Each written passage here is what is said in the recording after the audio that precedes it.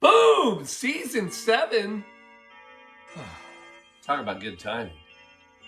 7:30, in case you're wondering. Yes, it's 7:30. It means it's quarantine cocktail time this Sunday evening. Still light out, by the way, which is very exciting.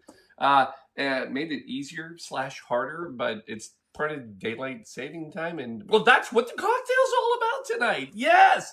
Season 7, episode 5, in case I didn't say it already. And we have your daylight saving cocktail tonight. Not an hour from now, not an hour before. Now, because we've already, it's just, we're all tired. We are tired. And, true story. That is, they say it takes about 3 days to adjust to daylight saving time. Fantastic. She doesn't care. She just wants her cocktail. So let's go make it. We gave you a good hint right there with the old Death & Co. Yeah, something special. Come on in. Blue Monkey Quarantina. Only, hold. A lot of new cableware. Only business, monkey business. We don't talk about the magic behind the curtain. No, puppy business, all that, here it is. There's a puppy. Here we go, folks. Wait, does anybody look at all of that? This is where the show gets produced by. I know. Show the little back camera. Look at all this. I know. Cat runs it all. Shelby doesn't do anything. It's a cat. Cat does it all. All right. Here we go, folks. Blue Monkey Quarantina.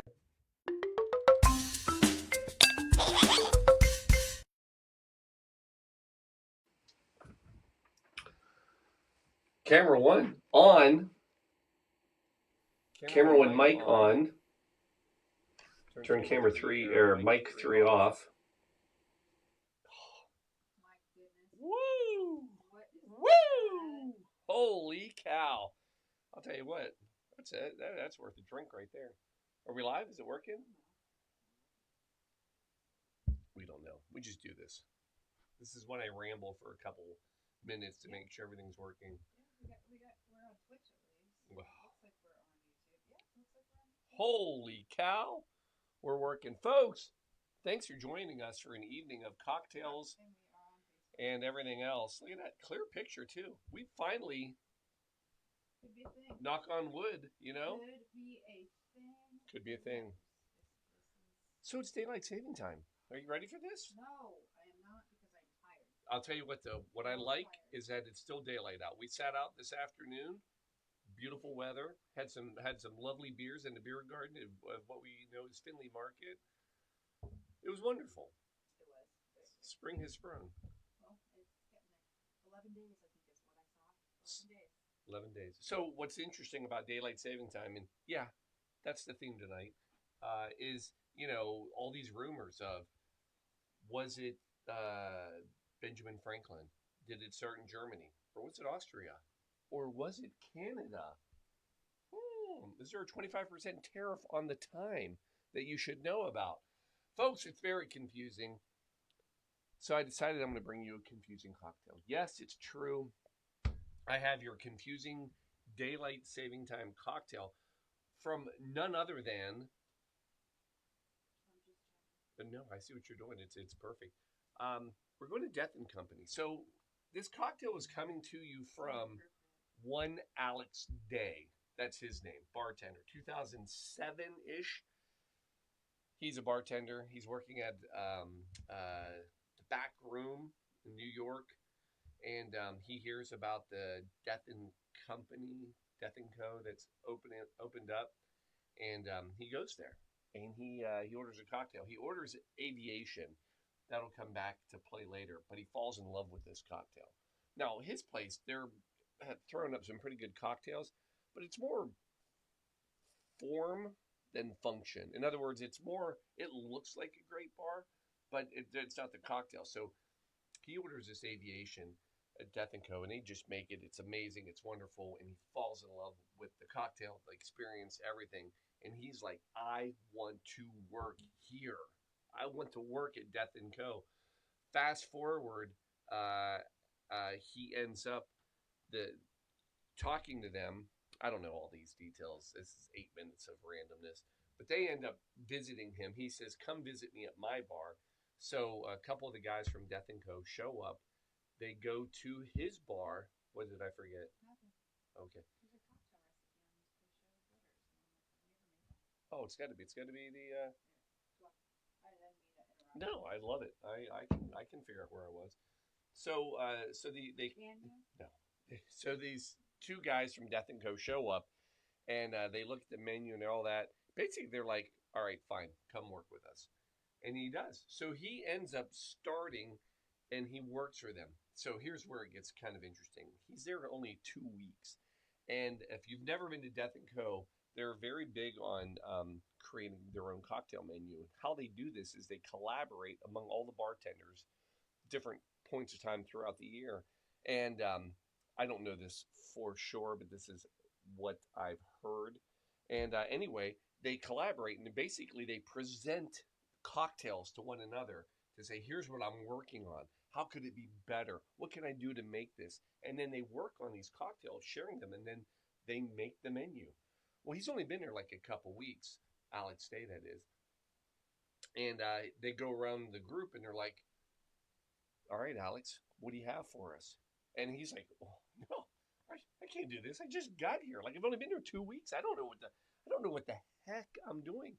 And but he can't do that, so he does, and he presents the cocktail that we're about to have this evening, and it's basically called the Light and Day. See what I did there? Daylight saving, and it's light and day saving. I mean, Paul, how do you do it? I'll tell you. This is how I do it. So yeah, so it's the light and day cocktail. Now, here's what's funny. Not only does he get the job, obviously, because he's there, he's working. Not only does this cocktail become his first cocktail, and one of the owners names it and says, this is now the light and day. In 2010, ask me where Alex Day is. Where? He's an owner of Death and Company. Oh, so, funny story, because Shelby and I have been there. I believe that was the one on our way out. Yeah. Yeah. So we had the book at the beginning. We were at Death & Co. out in Colorado. I believe that we have a book signed by him, and we met him on our way out, and he was wonderfully nice. So, Alex Day, if you are out there, thank you. Love everything you've done. Yes, and because it is an experience that has stuck with us. I hope I do justice to this cocktail.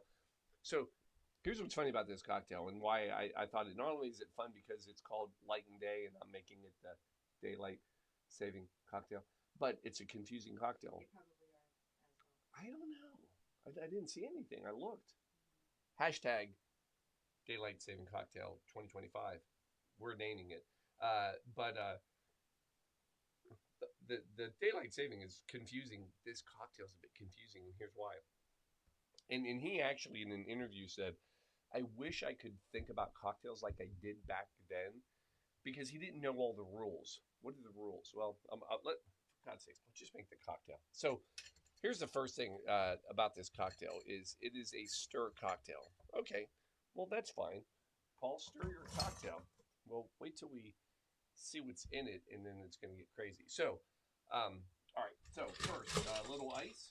Well, actually, why don't we put some ice in these cubes? What do you think, Charles? Shelby likes the cold glass. All right.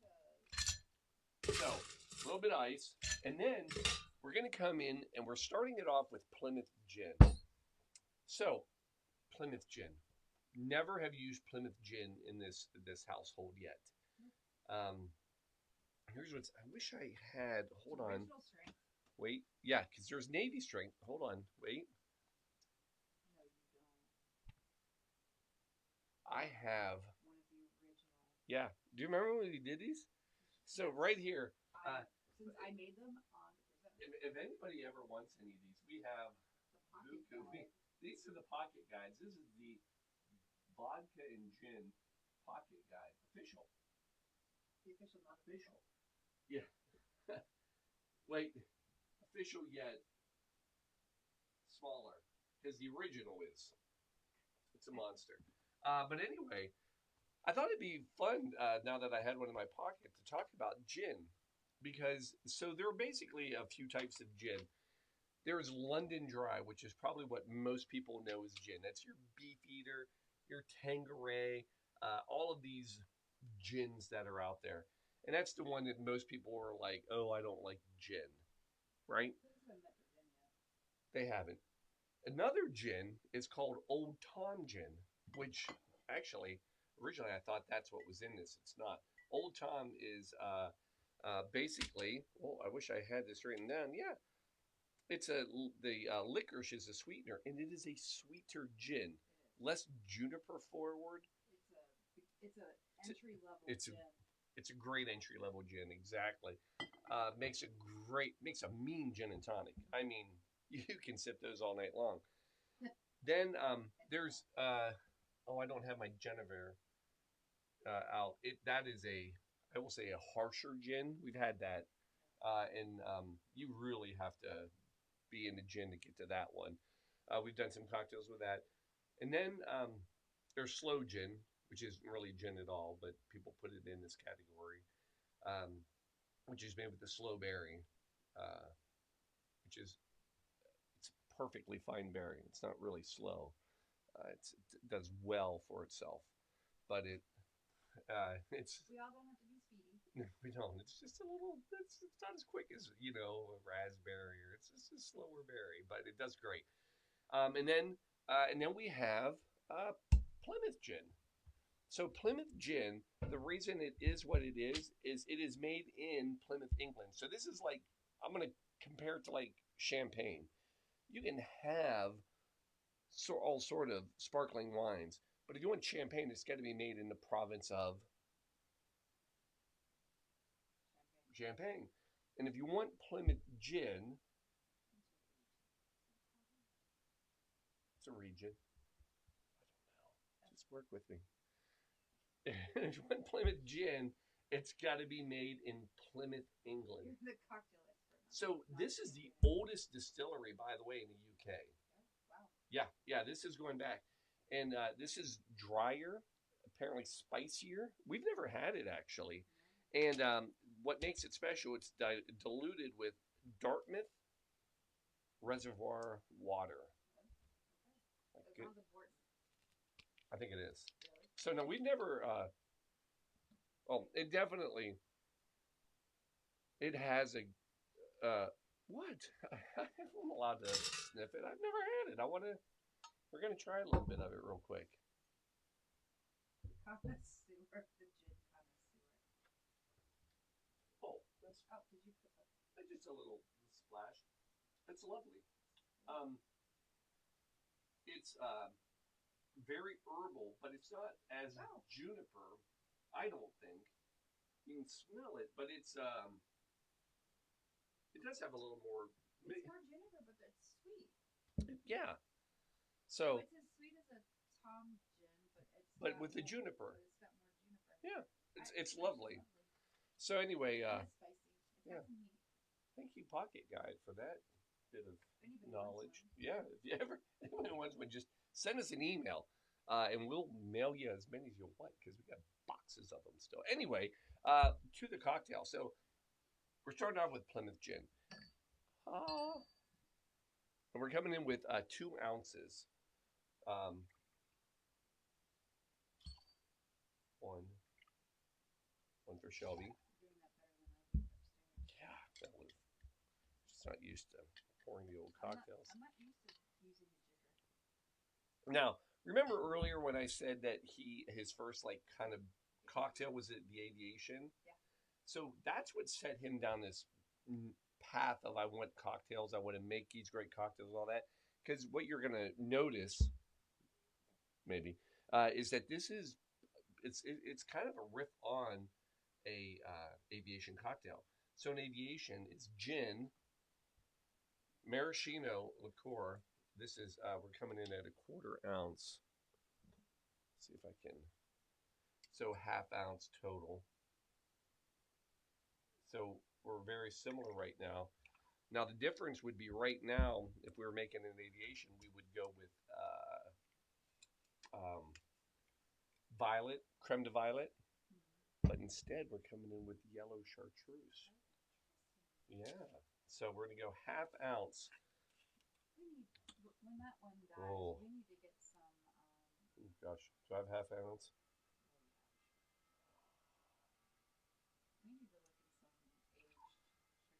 So we learned this. We were in Chartreuse in France just several weeks ago. Month. And I guess it is. so you can buy special aged bottles of this, which is quite exciting to a nerd like me. Aviation, you'd go lemon juice. Here, orange juice. I know. So we're going to come in with an orange. Obviously, that's how you get orange juice. Try to keep up, people. And then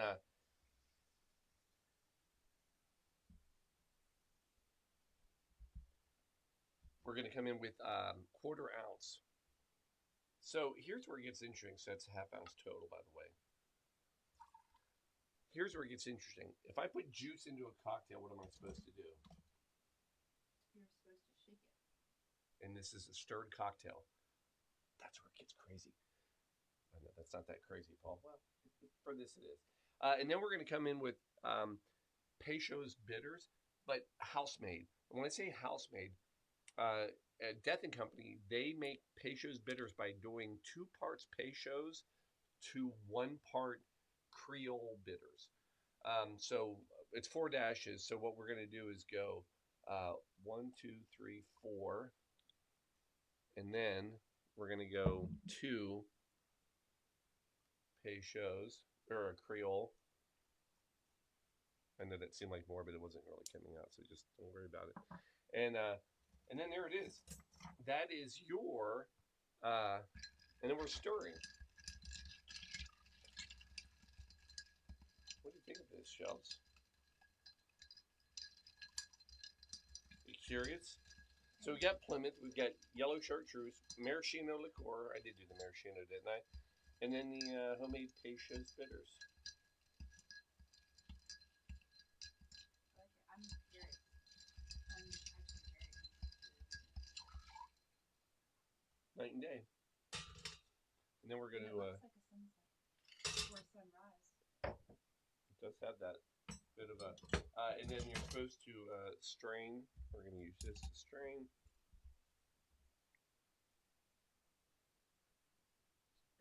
It is. It's beautiful looking, isn't it? I'm curious if we actually had this while we were there. I feel like we might have actually had it. I don't either. I don't know that I would have. You may have, but I don't usually reach for a gin drink. Fair. You may have. I am going to... Our palates in cocktails tend to be vastly different. And everything else we are similar.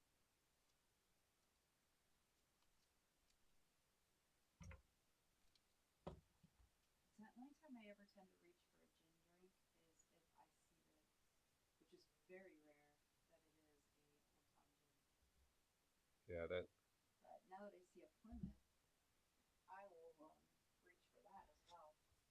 Now, I know, and I don't want to insult Alex Day, but and I'm sure he probably does this at home, but emergency, folks, emergency. When you're trying to struggle through daylight saving time and you need a little boost, daylight saving time. Not sponsoring this cocktail or this show. Daylight saving time. We're just going to... It helps if you open it. All right. It is. Well, it's orange. It's going to work. So there it is. That is your quarantine light and day cocktail, a.k.a. the daylight saving cocktail. It smells delicious. Mm. Oh, yes! That is great. It tastes like an orange slice, like an orange licorice slice. Yeah. Like a spice drop. Mm. It tastes like a spice drop. It does. Yeah, I agree. It's got a very herbal note. But it's very orange flavored. There it is, right? Cheers. Yeah. Well done, Mr. Alex Day. And thank you. I will put that in my top 10. Yeah. Oh, man, that's perfect. That's delicious. Yeah. So there it is, folks. 2025 daylight saving time cocktail for yours to take and do with. So let's talk about daylight saving time real quick. Some myth, fact, or fiction. You ready for this? First of all, True or false? Benjamin Franklin created daylight saving time. False. Correct. It is false. So he joked about this idea, and a lot of people give him credit for creating it.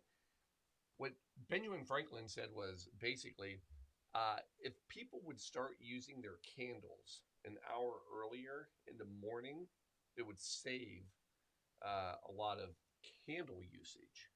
And if they get up an hour earlier, it would save candle usage because you'd get up earlier, you'd go to bed earlier, you wouldn't need to use the candles late at night. It was a joke. But when do you need them in the morning? I don't know the whole. I'm just asking. That's asking fair. For a friend. Asking for a friend. True person is a Brit, and it was William Willett, 1895. He was the one who was credited actually with coming up with this idea of turning the clocks back And yet, and no one, gaining more time. and no one in Yeah. Britain uses daily savings time. Not- Or do they? Hold. Okay. We're going to get there. I will step back. So here's your next true or false question. Is it daylight savings time or daylight saving time? I like it saving. It's saving time, Not plural. not plural. We have bastardized it and we put an S on it and we call it savings, daylight savings time. It's actually daylight saving time. Daylight saving time. Next question. Is daylight saving time observed everywhere? Apparently it is. False. So, Asia, not. Africa, no. Anywhere below the equator, on the equator, no. They don't.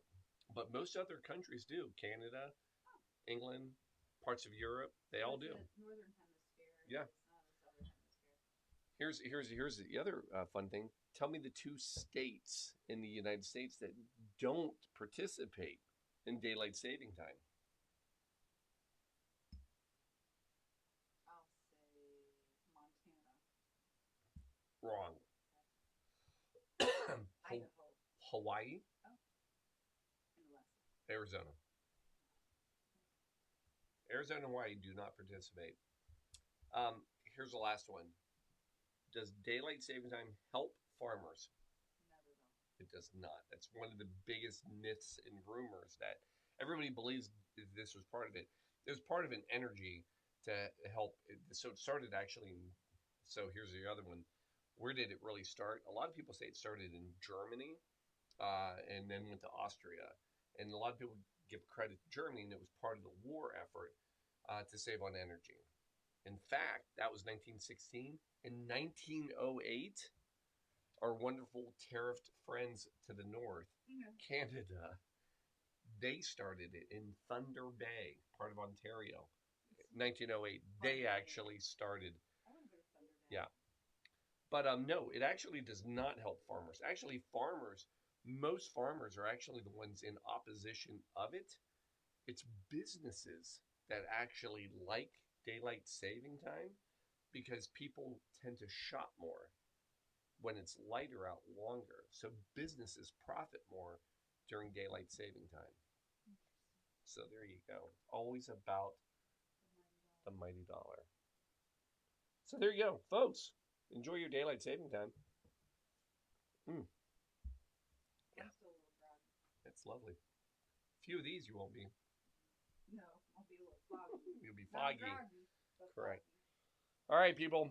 That's it. Enjoy your cocktail. Enjoy your daylight saving time. Enjoy your Plymouth gin. All that stuff. We love you, and we will see you soon. We'll see you next week. Ooh, St. Patty's Day.